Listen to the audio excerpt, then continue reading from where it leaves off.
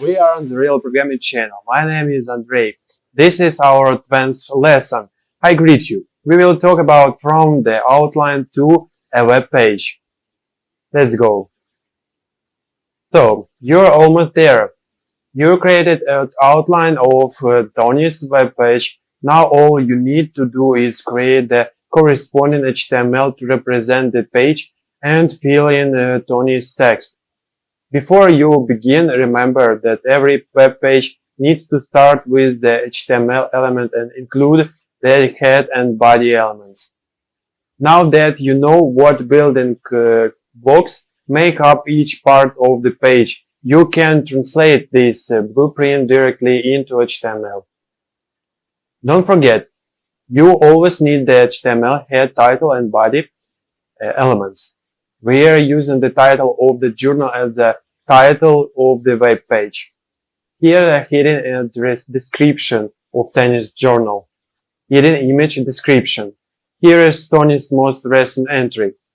Here's his second entry, which doesn't have an image. And at the bottom, Tony's first entry with the image segue spec. Last but not least, don't forget to close your body and HTML elements. Go ahead and type this in.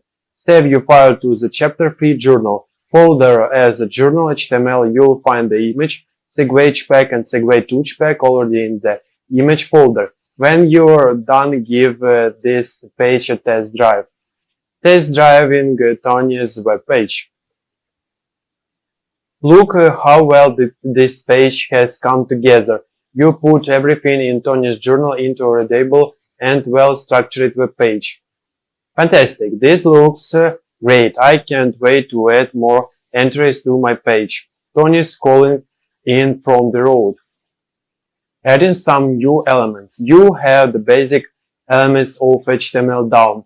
You've gone from a handwritten journal to an online version in just a few steps using the basic HTML elements H1, H2 and image. Now we're going to scratch your brain a little and a few more common elements. Let's take another look at Tony's journal and see where we can spruce things up a bit. Check it out. This.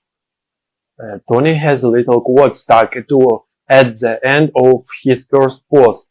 It's his remixed version of a Lao Tzu quote. A journal of 1,000 miles begins with the segue. HTML has an element queue for just that kind of thing. Let's take a look on the next page. Meet the queue element. Got a short quote in your HTML. The queue element is just what you need. Here's a little test HTML to show you how it works. We got 2 quotes in this HTML. We surround each quote with a queue opening tag and a queue closing tag. Notice that we don't put our own double quote characters around the quotes. And test drive. And here's how the quotes look in the browser. Notice the browser has gone to the trouble of adding the double quotes. Not all browsers display double quotes around the content in the queue element. This is unfortunate, because if you add your own double quotes, some browsers will display 2 sets of quotes. We advise testing queue in different browsers to see the results that you get. Wait a sec, you removed the double quotes and substituted a queue element which just displays double quotes. Am I supposed to be impressed? Are you trying to make things more complicated? No, we're trying to make things more structured and meaningful. There are lots of reasons people use double quotes in text, but when we use queue, that means something specific. It means the text of an actual quote. And Tony's case a remixed quote. See, using double quotes doesn't make something an actual quote. In other words, what we're done is to add more meaning by marking up the quote. Before we added the Q element, the browser just knew it had a paragraph of the text with a few double quote characters in it. And now, because we're using the Q element, the browser knows that some of that text is a real quote. So what? Well, now that the browser knows this as a quote, it can display it in the best way possible. Some browsers will display double quotes around text and some won't. And in instances where browsers are using non-English languages, other methods might be used. And don't forget mobile devices like telephones or audio HTML browsers and screen readers for the visual impaired. It's also useful in other situations, such as a search engine that sorts the web looking for the web page with quotes. Structure and meaning in your pages are good things. One of the best reasons, as you see when we get back to representation and CSS later in the book, is that you will be able to style quotes to look just the way you want. Suppose you want quoted text to be displayed in italics and colored gray. If you use the Q element to structure the quoted content in your web pages, you'll be able to do just that. Exercise. Here is Tony Journal. Look on Sublime Text. Go ahead and rework his layout to quote to use the Q element. After you've done it on paper, make the changes in your journal HTML file and give it a test drive. You'll find the solution in the back and or next lesson. 5-minute mastery. The case of the elements separated at birth. Identical twins were born in Webville a number of years ago, and by a freak accident involving an internet router malfunction. The twins were separated shortly after birth. Both grew up without knowledge of the other and only thought another set of freak circumstances. Did they later meet and discover the identity which they decided to keep secret? After the discovery, they quickly learned that they shared a surprising number of things in common. Both were married to wives named Citation.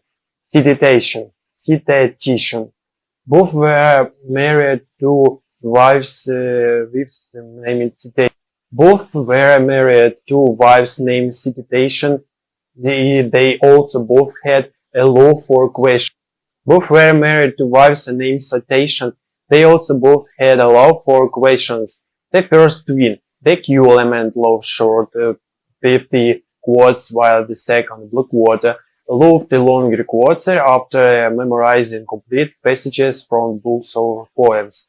Being identical twins, they bore a strong resemblances to each other, and so they decided to put together an evil scheme whereby they might stand in for each other now and then. They first tested this on their wives, the details of which we won't go into, and they pasted with flying colors. Their wives had no idea, or at least pretended not to. Next, they wanted to test their switching scheme in the workplace, where, as another coincidence, they both performed the same job, marking up quotes in HTML documents. So, on the closing day, the browsers went to the other's workplace, fully confident they'd pull off their evil plan. After all, if their wives couldn't tell, how could their bosses? And that's when things turned bad. Within 10 minutes of starting the workday, the browsers had both been found to be imposters, and the standards authorities were immediately alerted. How were the twins caught in the act? Keep reading for more clues. And this is our 12th lesson over. Thanks for watching. Subscribe to my channel, put likes please, share with friends, comment, eat bananas, chocolate and nuts, drink more water for the effective work of our brains. Bye.